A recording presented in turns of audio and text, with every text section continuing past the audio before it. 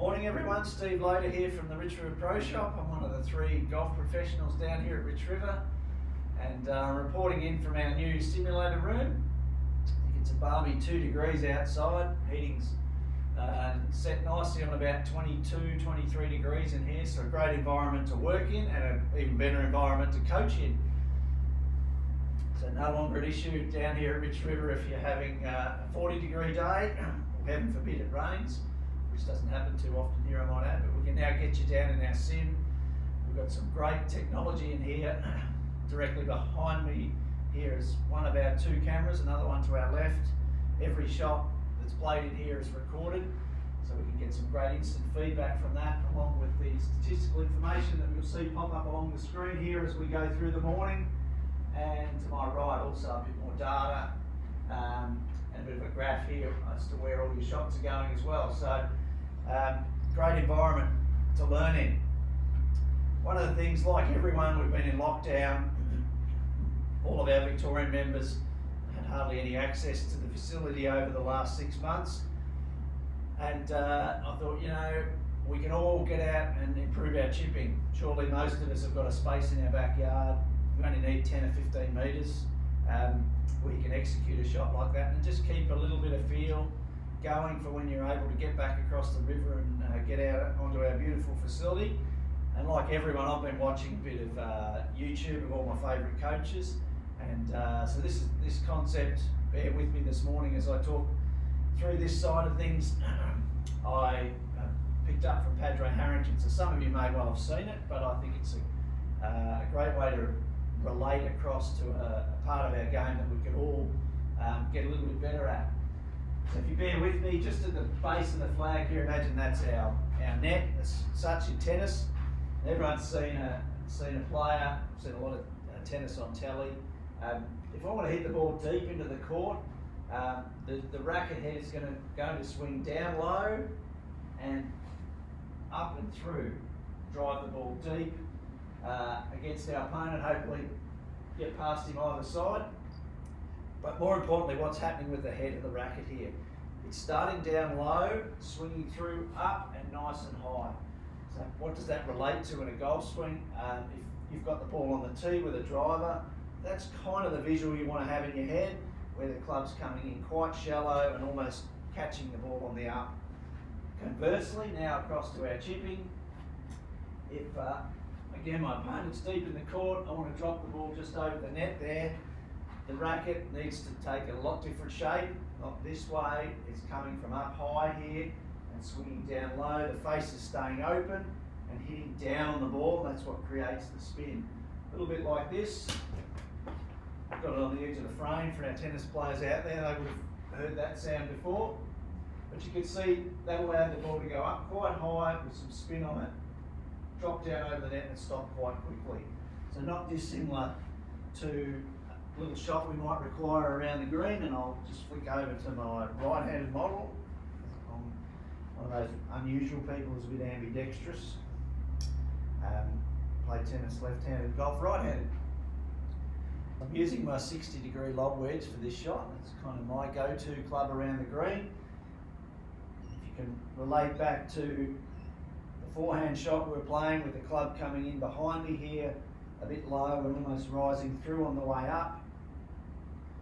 You hear that one came off quite thin. Probably okay if the pin was in the back left corner. You can see here vertical launch of 24 degrees and the path 2 degrees to the right. So the club face open, 2 degrees to the right. Both of those add up to a low running type shot. So now we've got about 14 metres here. Back to our drop shot in tennis technique. Imagine, okay, shaft now working much more vertical, club head much higher, swinging down low to the left. So high to low. One of the things you'll notice is the club is now working down towards the ground, face is open, and the loft is what will create the ball to go up, not you trying to lift the ball up in the air. Hopefully I can execute something half reasonable here.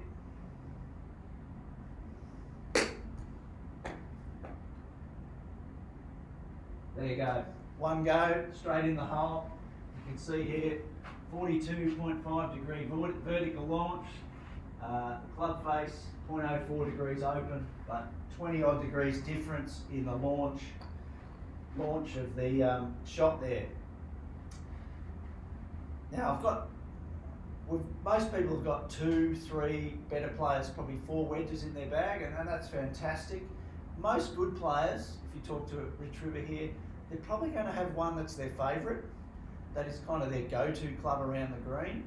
They'll probably be able to use them all quite adequately, but they'll definitely have one as a fallback. For me, that's the 60 degree lob wedge. That is a bit different to probably a lot of people, but I can create 2 or 3 different shots with this one club. Simply move the ball back in my stance, feel like my chest's on top of the ball, my hands are a little bit slightly forward, but now the club is working a little bit more behind me than what it was for the elevated shot.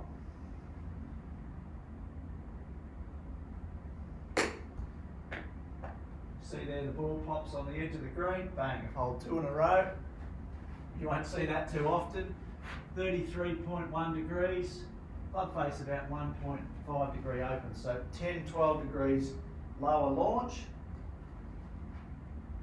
And then here for the third one, the much higher shot. Now you can imagine a bunker on the front of the green here. I've really got to launch this one up in the air a little bit.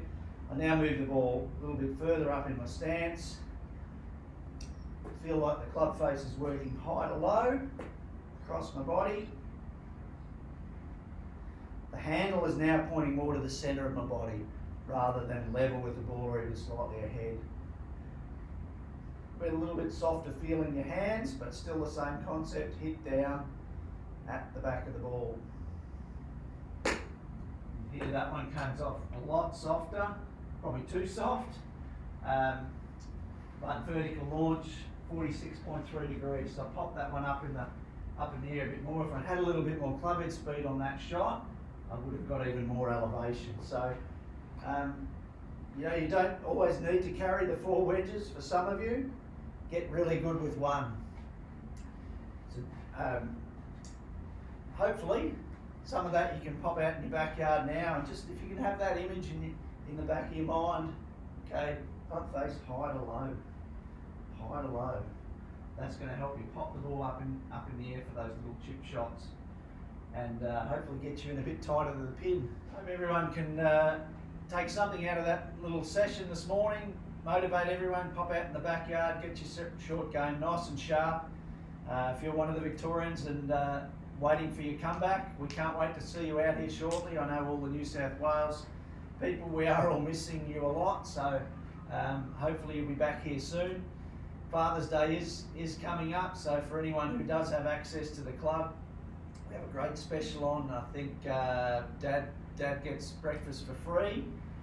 Also buy a family mini golf's 9-hole pass and be able to play 18. So that would also be a great thing. If you're in Melbourne, can't get down here, give the club a ring. We can get gift vouchers sent out to your father. We can even pop them straight onto his membership card. So next time he gets into the club, he's got some money there to spend anywhere in the facility. So if you're thinking of stuck for ideas, there's a couple. If not, thanks everyone, and we'll hopefully see you all out here sooner rather than later. From everyone here at Rich River, we can't wait to be back in full swing and enjoying this great band of weather that's coming through shortly, and seeing all those familiar faces again. Thanks everyone.